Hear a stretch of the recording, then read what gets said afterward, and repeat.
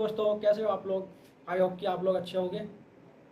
आज मैथ की पहली क्लास है आपकी, नंबर सिस्टम।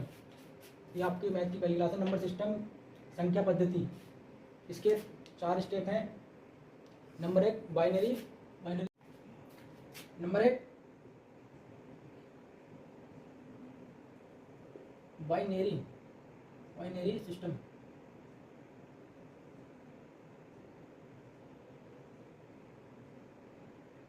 बाइनरी सिस्टम द्विआधारी द्विआधारी पद्धति।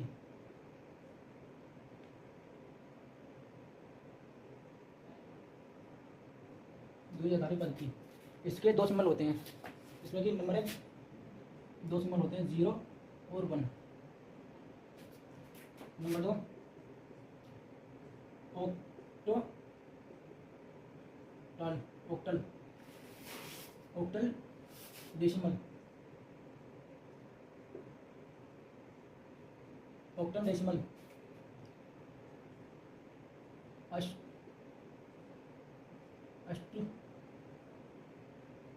आधारी।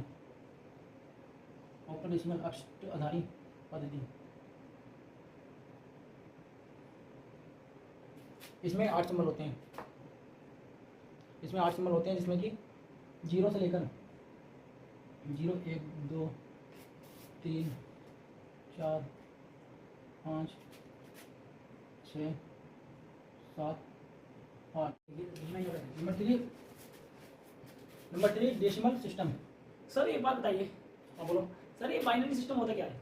ये बाइनरी सिस्टम को हिंदी में द्विआधारी पद्धति बोलते हैं। इसमें 2 सिंबल होते हैं। इसे 0 1 से दर्शाया जाता है। अच्छा सर। तो बेटा ज़्यादा ना तुम मतलब ये राइटिंग में इतना ध्यान मत देना, क्योंकि राइटिंग विशेष नहीं होती है। राइटिंग में मतलब अपने पढ़ाई पे ध्यान देना कि हमें पढ़ना क्या है। तुम अपनी राइटिंग में लिखोगे तो बेस्ट रहेगा। अपनी राइटिंग में सुधार के लिखना, पढ़ाई पे ध्यान देना। Number 3 decimal system.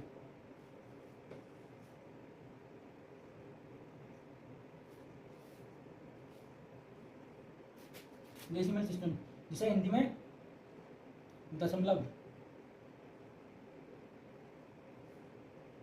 पद्धति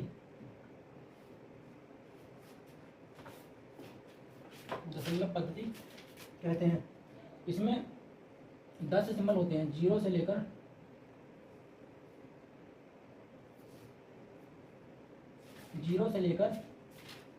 9 तक। इसमें 10 सिंबल होते हैं 0 से लेकर 9 तक। और number 4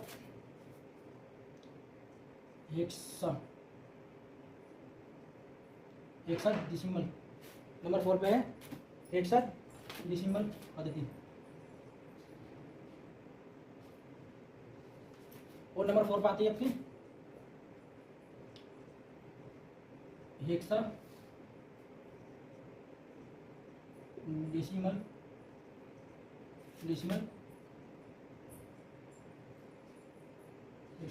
system. Number 4 hexadecimal system. इसे हिंदी में सोर्स आधारित पद्धति के नाम से जाना जाता है। इसमें 16 कॉलम होते हैं, 1 2 3 1 से लेकर 9 तक। उसके बाद में ABCDEF तक, ये 16 कॉलम होते हैं। जब 2 या 2 से अधिक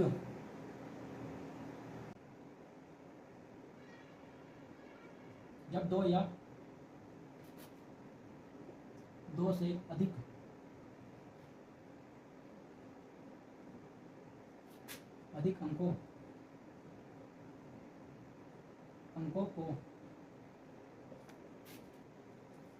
को एक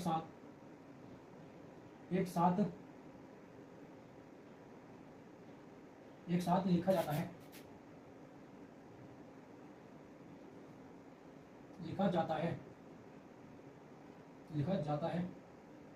वह संख्या कहलाती है। नंबर 2 सिस्टम में सभी सिंबल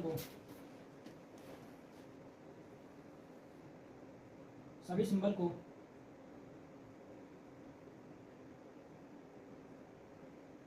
सभी सिंबल को सिंबल को एक साथ अरेंज किया जाता है, और सिंबल को एक साथ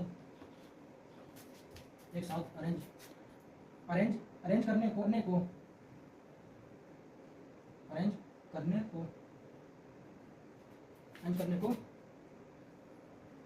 पद्धति कहते हैं।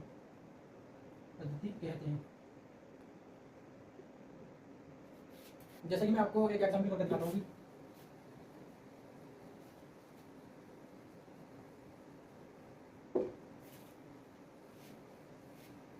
क्वेश्चन को मैं सोल्व करता हूँ, अगला क्वेश्चन आप सोल्व करना, ठीक है। क्वेश्चन लिखा है, ये संख्या लिखी है, संख्या में से 3 का स्थानीय मान क्या होगा। स्थानीय मान ये होता है कि 3 के बाद ये जितने भी डिजिट हैं सबको 0 में बदल देते हैं हम लोग। जैसे कि ये हमने उतारा 3 का स्थानीय मान, 3 का स्थानीय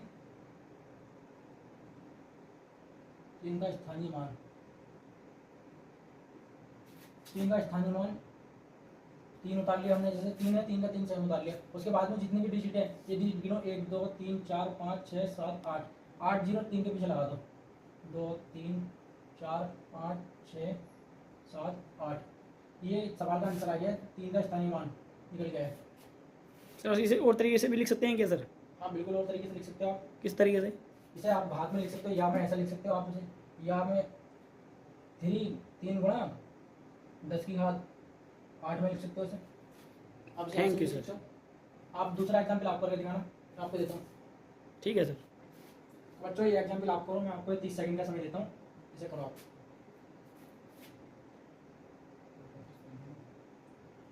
आपको कोई डाउट हो तो पूछ सकते हो आप। बच्चों किस का आंसर आ गया है? ये रोहन का पहला आंसर आया है, ये अनिकेत और अजय का भी आया आंसर। देखो मैं करके दिखाता हूँ आपको, जिसका भी आंसर आ गया वो तो ठीक है, और जिसके आंसर नहीं आया वो इसे समझ लेना, ठीक है। देखकर ये सवाल पढ़ो, पहले सवाल में लिखा क्या है। ये संख्या लिखी है, उसके बाद में लिखा में 7 का स्थानीय मान क्या होगा। यहाँ पे देखो 7 कहाँ पर है, 7 ये है। तो ये मैंने क्या बोला था आपसे कि 7 के बाद जितनी भी संख्या है, मतलब जिसका मान स्थानीय मान पूछे उसके बाद की जितनी भी संख्या है ना, उसके बाद इतनी संख्या गिन के उसके पीछे 0 लगा दो, स्थानीय मान मिल जाए। इसलिए ये लिखा हमने 7 का स्थानीय मान, 7 का स्थानीय मान 7 ऐसे उतार लिया, 7 का 7 से उतार लिया। उसके बाद में 1 2 3 4 है, तो इसके पीछे 4 0 लगा दो, 1 2 3 4, ये 7 का स्थानीय मान आ गया। अब वहीं पर आती है इसके एग्जाम्पल 2 की बात, जिसे हमने थोड़ा चेंज किया एग्जाम्पल को। इसमें लिखा है कुछ संख्या दे रखी है, उसके बाद में लिखा है कि 4 का अंकित या इसे 2 भागों में लिखे हैं, 2 भागों में 2 नामों से जाना जाता है, जैसे कि अंकित मान या जाति मान के नाम से भी जाना जाता है। इसे में इसके 2 नामों से इसे जाना जाता है। इसमें बोला कि अंकित मान क्या होगा, 4 का अंकित मान क्या होगा बताइए।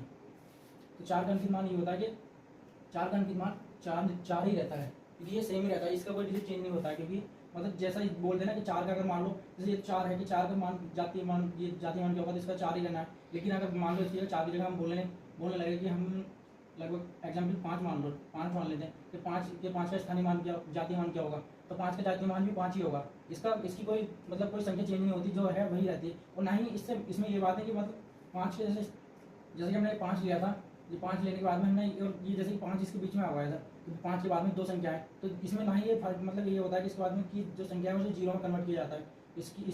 इसके जाने का अगर इसके बाद की कितनी भी संख्या हो, इधर हो या उधर हो, इससे कोई फर्क नहीं पड़ने वाला है, क्योंकि इसे स्थानीय मान नहीं, ये स्थानीय मान में इसके बाद में अगर स्थानीय मान में 7 के बाद में या 6 के बाद में कितनी भी संख्या होती है इतनी 0 लगा देते हैं। लेकिन जाति मान में इसमें जितनी भी संख्या हो उसके आगे या पीछे कोई भी संख्या इसका कोई मतलब नहीं होता। जिसका बोले मान लो यहाँ पे बोल लेता है होगा कि 6 का स्थानीय मान पर चल जा, 6 का स्थानीय मान क्या होगा, 6 का जाति मान क्या होगा, तो 6 का यहाँ पे 6 डाल लिया। उसके बाद सर दिखाई नहीं दे रहा। रुको अभी मैं इसमें इनको डाल लेता हूँ, 1 मिनट रुको।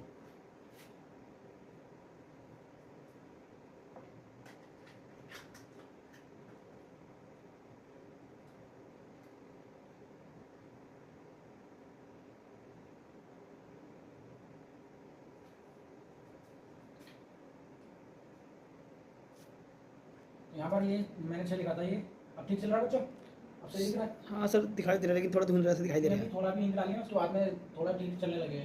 तो 6 का मान लो, 6 के बाद में 8 है, तो उसके बाद में ये 0 मैंने आपको समझाया था ना कि अंकित मान या अंकित या जाति मान इसके 2 नाम है, मतलब एक ही है, नाम 2 है इसके, कुछ भी दे सकता है इसमें। ये दोनों एक चीज़ एक साथ नहीं देगा कभी भी, या ये देगा या फिर ये देगा, ये दोनों एक साथ नहीं मिलेगी, जातिमान या अंकितमान दोनों साथ में नहीं, अलग अलग मिलते हैं। तो इसके बाद आपको कभी भी ये दोनों सेम एक साथ में नहीं मिलने वाले, क्योंकि आप काफ़ी स्टूडेंट ऐसा होता है ना, इन दोनों को एक साथ में ऐसे सोचने लगते हैं। तो मान लो हमने पढ़ाया था अंकित मान के बारे में कि अंकित मान के क्या अंकित मान से ऐसा होता है वैसा होता है, तो बाकी और स्टूडेंट जब देख लेते हैं तो उसमें जाति मान लिखा हुआ था तो वो एकदम से चकरा जाते हैं कि ये क्या है, ये क्या है सर, आपने तो हमें समझाया नहीं था। तो ये दोनों सेम है, एक ही है, ये इनके नाम दो है, प्रकार दो है, इनके सब एक सेम है। कभी भी ये दोनों एक साथ में नहीं मिलने वाला, अगर ये मिले या फिर क्वेश्चन में ये मिले, इससे कोई दिक्कत नहीं होने वाली है। इसका आंसर सेम, जैसे कि 6 का 6 है तो 6 का इसका मान वही रहता है, जिसका मान पूछेगा जाति मान तो उसका मान वही रहता है, सेम रहता है। एग्जाम्पल दूसरा दिखाता हूँ तुमको। तो एग्जाम्पल 4 लेते हैं। एग्जाम्पल 4 में आपसे ये सवाल है जिसमें कि पूछा गया है कि 7 का जातिमान क्या होगा। जिसमें 7 कहाँ पर आप ये देखेंगे संख्या में, तो 7 ही तीसरे नंबर पर। मैंने आपको बताया था कि 7 के आगे की या पीछे की संख्या होती है, इससे हमें कोई मतलब नहीं है, इन्हें तो काटे देना, कोई इन्हें इनसे हमें कोई दिक्कत नहीं है, क्योंकि इसके साथ जो 7 का जातिमान 7 ही होगा, इसके अलावा बाकी कोई भी इसमें कोई प्रॉब्लम वाली बात नहीं है। 7 का देना, ये 7 का जातिमान 7 ही है, 7 होगा, ये 7 का जातिमान 7 ही होगा। अब यहाँ पर थोड़ा पैटर्न को थोड़ा चेंज किया गया है, आप इसे ध्यान से पढ़ेंगे तो संख्या में लिखा गया है में 7 का स्थानीय मान, इन संख्याओं में से 7 का स्थानीय मान और जातीय मान का योग क्या होगा। इसमें पूछा गया आपसे कि जातीय मान और स्थानीय मान का योग क्या होगा। तो आपको 2 स्टेप में निकालना पड़ेगा। पहले स्टेप में है फर्स्ट, जिसमें कि इसमें बोला 7 का स्थानीय मान, 7 का स्थानीय मान, 7 का स्थानीय मान। मैंने आपको बताया था कि 7 का स्थानीय मान पूछा तो 7 के बाद की जितनी भी संख्या है ना, तो वहाँ पर 0 लगा दो। ये कितना था, 7 है, 7 के बाद में है 1 2, तो यहाँ पर हम लिखेंगे 7, उसके बाद में हमने लिखा 1 2, 2 संख्या थी, 2 2 जो 0 लगा, इधर वाली संख्या में कोई दिक्कत कोई मतलब नहीं है, क्योंकि अगर 7 इसकी जगह पर यहाँ पर होता 3 की जगह होता तो हम 3 0 लगाते यहाँ पे। उसके बाद 2 संख्या है तो 2 0 लगा दिया हमने। उसके बाद में ये बोल रहा है ना कि जातीय मान का स्थानीय और जातीय मान का योग क्या होगा। तो हम लोगों ने स्थानीय मान तो निकाल लिया, अब जातीय मान निकाल दिया। उन्होंने आपको बताया था कि जातीय मान सेम ही रहता है, चेंज नहीं होता है। 7 का जातीय मान, 7 का जातीय मान, 7 का जातीय मान 7 ही होगा। इन्होंने योग पूछा है तो इन दोनों प्लस कर दो, तो ये आ गया आपका 707। इस सवाल का 707 आंसर आ गया है। इसमें योग पूछा तो योग आ गया। अगर इसे योग की जगह पर, अगर ये योग की जगह पर योग को चेंज करो, थोड़ा और पैटर्न चेंज कर सकता है, इसकी जगह पर आपको बोल सकता है इन दोनों का अंतर क्या होगा। पैटर्न ऐसे भी चेंज कर सकता है, घुमा सकता है, आपको बोलेगा कि इन दोनों का अंतर क्या होगा। तो इसमें ज़्यादा कुछ नहीं करना, सवाल पूरा यही रहेगा, लेकिन आपको जहाँ ये आप 7 प्लस कर रहे हो वहाँ 7 माइनस कर दो, इसमें से 7 माइनस कर दोगे आप इसमें से, तो ये संख्या आप 7 माइनस करोगे तो कितना होगा आपका 693, 693, ये आपका आंसर आ गया। और इसमें और भी और पैटर्न चेंज कर सकता है इसमें, जैसे कि आपको और एग्जाम्पल में समझाते हैं, एक एग्जाम्पल और समझाता हूँ आपको।